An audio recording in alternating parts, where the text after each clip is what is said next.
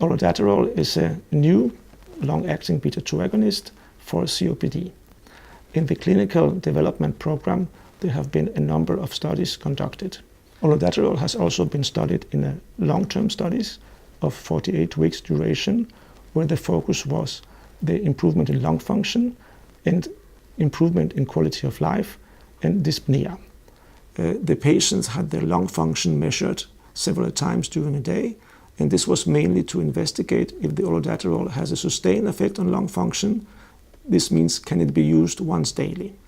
The results show that olodaterol improves lung function and works for 24 hours. In practice, this means that the patients are less breathless while engaging in physical activity, and it will also be more easy for them to be physically active.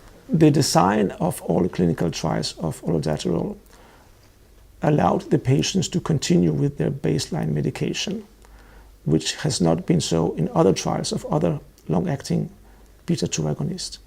The fact that olodaterol was used on the top of other medications in the trials has important implications with regard to results of the lung function measurements, because we cannot anticipate that the improvement will be as good if you use the drug on top of other treatment as it would have been if it was on the top of placebo.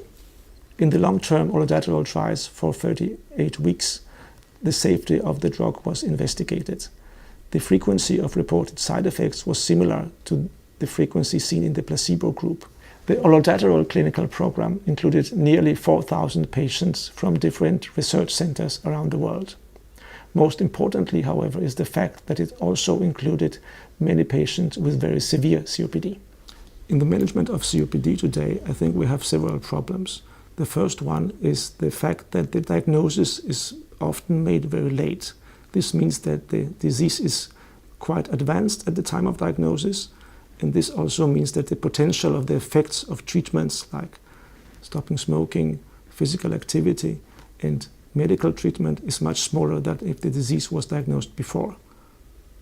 The second problem is that even though we know that smoking is the most important factor which promotes development and progression of COPD, many of the patients still smoke. So we certainly need better aims, better tools to help our patients with stopping smoking. Finally, there is a question of medical treatment. We do need better drugs, which are easy to take for the patients and which can help with breathlessness and also reduce the number of exacerbations.